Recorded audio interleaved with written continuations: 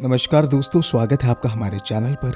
और हम हाजिर हैं आपके लिए एक और वीडियो लेकर। कहानी की शुरुआत में हमारी मुलाकात एक आरजे से होती है जो अजीबोगरीब और अनोखे किस्से सुनाती है। और रात में रेडियो पर डूबती कहानियां। इस लड़की का नाम कैंडी है। कैंडी अपने श्रोताओं से सबसे पहले यही कहती है कि अगर आपको सुनने से डर लगता है, अकेले डरावनी कहानियां, तो कृपया रेडियो बंद कर दें। वो कहती है कि मेरी कहानियां सुनकर तुम्हें नींद नहीं आएगी। कैंडी रात में अपने स्टूडियो में अकेली थी। वो इन कहानियों को अपने श्रोताओं की तरह महसूस करना चाहती थी। वो देखती है कि जैक नाम के एक आदमी ने उसे लिपस्टिक भेजी है।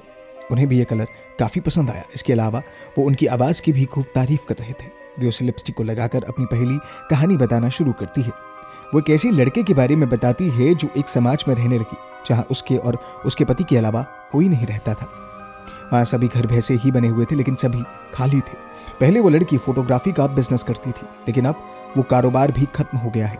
उसके पास कोई नौकरी नहीं थी, लेकिन उसके पति के पास अभी भी एक छोटी सी नौकरी थी। लेकिन उस नौकरी में भले ही मुश्किल हो, दोनों का गुजारा चल जाता था और इसलिए उन कम पैसों में ऐसी जगह रहना पड़ता था। उस माहौल में रहने वाली उस लड़की को लगने लगा कि वो पूरी तरह से अकेली है। उसके आसपास कोई नहीं है।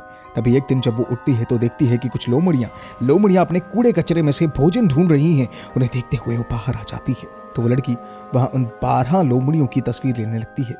अब उसे इनके साथ रहना अच्छा लगने लगा।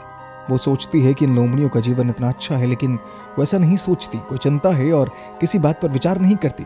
वो दिन रात उनके साथ रहने लगी और चित्र बनाने लगी। उसे ऐसा महसूस हो रहा था मानो उन लोमड़ियों के साथ उसका कोई रिश्ता हो गया हो। जहां उसे अपना सारा समय लोमड़ियों के साथ बिताना अच्छा लगता था, उसका पति ही उसकी जिंदगी था, ये बात वो जानती थी। दिन ब दिन जैसे ही उसका पति काम पर जाता है, वो सारा वक्त उन लोमड़ियों के साथ बिताती है। एक रात उसका पति कैमरे की तरफ देखता है। उसे ये देखकर आश्चर्य होता है कि सभी तस्वीरें लोमड़ियों की हैं। उन्होंने इसे बहुत करीब से लिया है, जिसे देखना बेहद डुबाने वाला था। वो पूछता है कि उसने ये तस्वीरें क्यों ली है। ये सुनकर वो अपने घर से भाग जाती है। ऐसा लगता है जैसे कोई लोमड़ी दौड़ रही हो। 4 दिन बीत चुके थे। लड़की का पति उसे बहुत ढूंढता है, लेकिन वो उसे कहीं नहीं मिलती है। जगह जगह उसके लापता होने के पोस्टर भी लगाए गए थे, लेकिन इस सोसाइटी में कोई रहता ही नहीं था। तो उसके लापता पोस्टरों को देखता कौन?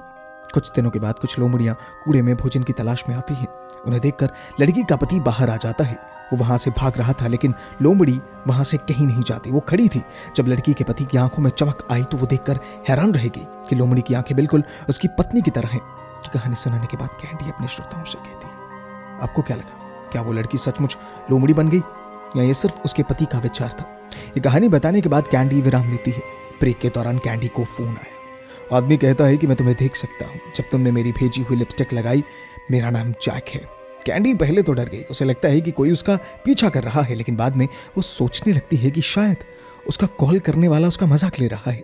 उसने जैक की कॉल काट दी। फिर कैंडी एक और कहानी बताती है जो एक लड़के के बारे में थी। कैंडी का कहना है कि उसका मानना था कि वो किसी दूसरी दुनिया में फंस गया है। एक दिन जब वो घर पर टीवी देख रहा था, वो अचानक अपनी स्क्रीन पर एक आदमी को मास्क पहने हुए देखता है जो एक लड़की को मार रहा था। हैरानी की बात तो ये थी कि वो अपनी स्क्रीन पर जो जगह देख रही थी वो उनका घर था। वो अपने घर की जांच करने जाता है। वो सोचता है कि जो घर मैंने देखा वो मेरा घर है, लेकिन जब वो उस जगह पर जाता है तो उसे कोई नजर नहीं आता। अचानक वही लड़की उसके सामने आ जाती है और एक आदमी ने मास्क भी पहन रखा है जिसने उस लड़की पर हमला किया था। वो देखता है कि जिस लड़की को पहले नकाबपोश आदमी मार रहा था वो वहां से भाग जाती है। तभी वो आदमी उस लड़की पर हमला कर देता है, लेकिन वो भी उसे बचकर कमरे में घुस जाता है। वो तुरंत पुलिस को फोन करना शुरू कर देता है। थोड़ी देर बाद फिर से स्क्रीन की ओर देखता है। उस आदमी ने अपनी कुमारी यानी अपने लड़के की हत्या कर दी थी। लड़का स्क्रीन पर देखकर हैरान हो जाता है कि मैं यहाँ बैठा हूँ, फिर कोई मुझे कैसे मार सकता है? क्या वो कुछ देर के लिए किसी दूसरी दुनिया में पहुंच गया? उसे कुछ समझ नहीं आता। अब उसे जीवन भर ये पहेली सुलझानी थी। कुछ ही क्षणों में उससे क्या होगा? तभी यह कहानी सुनकर कैंडी के पास कॉल आती है। एक आदमी कहता है कि शायद वो समानांतर दुनिया में पहुंच गया है जो बिल्कुल उसके जैसी ही थी। जब कैंडी ये दूसरी कहानी समाप्त करती है तभी उसे जैक नाम के एक आदमी का दोबारा फोन आता है जिन्होंने उनके लिए लिपस्टिक भी भेजी थी। वो कैंडी को अपनी कहानी बताता है। उनका कहना है कि एक दिन मैंने बार में एक बेहद खूबसूरत और मशहूर लड़की को देखा।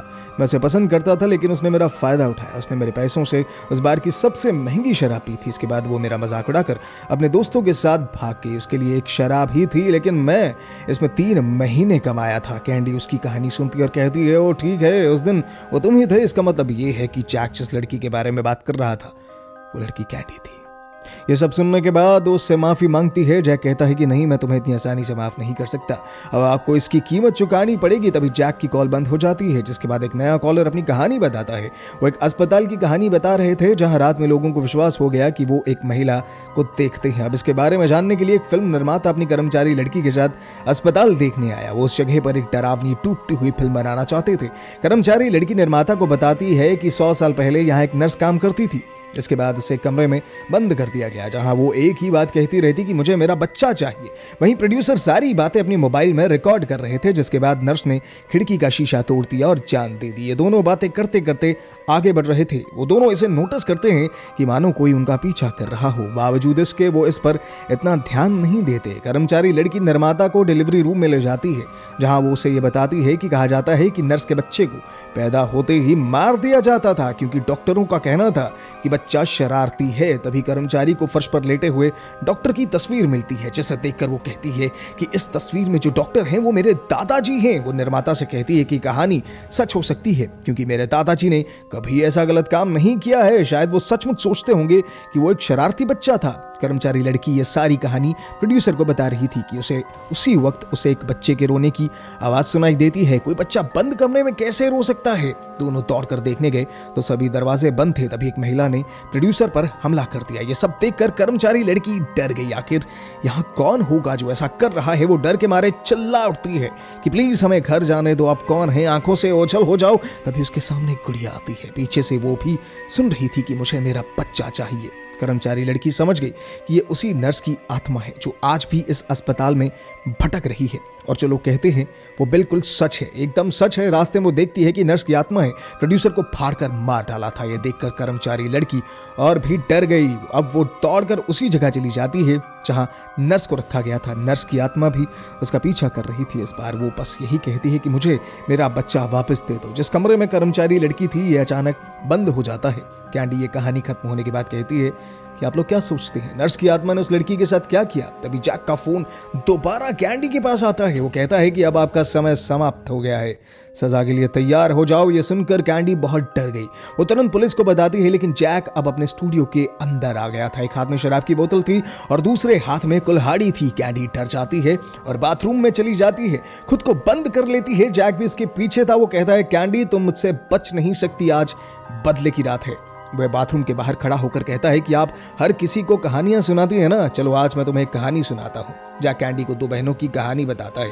वो बताता है कि दोनों डॉक्टर थे और दूसरे शहर में अपनी माँ से मिलने जा रहे थे। रात बहुत हो गई थी तो एक बहन रुकती है और सड़क से कुछ सामान लेती है, लेकिन जब वो जाकर देखती है दुकान बंद थी। तब ये कार उस दुकान पर आकर रुकती है। दूसरी बहन दूर से ये सब देख रही थी। एक आदमी कार से बाहर आता है जो काफी चिंतित दिख रहा था। वो एक बहन को अपनी कार में बिठाता है और यहाँ से कहीं जाने लगा। दूसरी बहन की नजर कार की पिछली सीट पर जाती है। जो दूर से ये सब देख रहा था उसने देखा कि एक महिला का खून बह रहा है और मदद के लिए वो पुकार रही है। ये देखकर वो काफी डर जाती है और तुरंत पुलिस को बुलाती है, क्योंकि उसे लगा कि ये आदमी है जिसने उसकी बहन का अपहरण कर लिया है। जो महिला पीछे की सीट पर है वो उसे मारना चाहता है। वो कार में उस आदमी का पीछा करती है। उसका सारा ध्यान फोन पर था। तभी उसकी कार उस अजनबी से टकरा जाती है, जिसकी वजह से उस आदमी की कार एक पेड़ से टकराकर उसकी पेड़ की शाखाएं कार के सामने का शीशा तोड़कर सभी लोगों की मौत का कारण बन जाती है। जब वो उस कार का दरवाजा खोलती है और देखती है उसकी बहन के हाथ में एक छोटा बच्चा था जो रो रहा था। यहाँ वो समझती है कि उसने कितनी बड़ी गलती की है। वो आदमी अपहरण करता नहीं था, लेकिन वो अपनी गर्भवती पत्नी को अस्पताल ले जा रहा था। उसने अपनी बहन से मदद मांगी क्योंकि वो एक डॉक्टर थी और उसकी बहन भी स्वेच्छा से उसके साथ गई। फिर उसके बाद वो आदमी अपनी बहन की ओर जाने लगा, लेकिन लड़की को लगा कि वो आदमी उसकी बहन और महिला का अपहरण कर रहा था और उन्हें कहीं ले जा रहा था। उसने गलती से उसका एक्सीडेंट कर दिया, जिसमें पूरा परिवार है और उसकी बहन की भी मृत्यु हो गई है। केवल उसका बच्चा बचा था। जैक जो ये कहानी सुना रहा था वो ये कहता है कि ये कहानी एकदम सच है, ठीक वैसे ही जैसे उस लड़की ने उस आदमी के बारे में सोचा था। बिना कुछ सोचे वैसे ही तुमने मेरे साथ भी किया। वो उस रात कहता है कि तुमने मेरा बहुत मजाक उड़ाया अपने दोस्तों के साथ। मैंने 3 महीने पैसे कमाए, मेहनत की। अब वो उसे बाहर आने की चेतावनी देता है। वो कहता है कि अगर वो बाहर नहीं आई तो वो अंदर आ जाएगा। कैंडी जैक की बातों से बहुत डर गई थी। तभी वो दरवाजा खोलती है और जैक बाथरूम के अंदर चला जाता है। थोड़ी देर बाद कैंडी बाथरूम से बाहर आती है अकेली। वो स्टूडियो में बैठी थी, उसका चेहरा खून से भर गया था। वो ऑन एयर आती है और अपने श्रोता को बताती है कि जो आज मैं आपको बताने जा रही हूँ वो सबसे अजीब और खतरनाक कहानी है। हम बाथरूम में देख सकते हैं जहाँ जैक का शव पड़ा हुआ था। कैंडी ने उसके टुकड़े टुकड़े कर दिए थे, उसी कुल्हाड़ी के साथ जो जैक अपने साथ लेकर आया था। अंत में कैंडी दिखाई जाती है, वो लेख करती है कि ये दुस्वप्न रेडियो है, जहां अजीबोगरीब और खतरनाक कहानियां कभी खत्म नहीं होगी। और इसी के साथ हमारी इस फिल्म की कहानी यहीं समाप्त होती है। दोस्तों, उम्मीद करते हैं कि आपको ये हमारी वीडियो पसंद आई होगी। इस वीडियो को लाइक और शेयर कीजिए, कमेंट्स में अपनी राय जरूर दीजिए और हमारे चैनल को सब्सक्राइब कीजिए। धन्यवाद।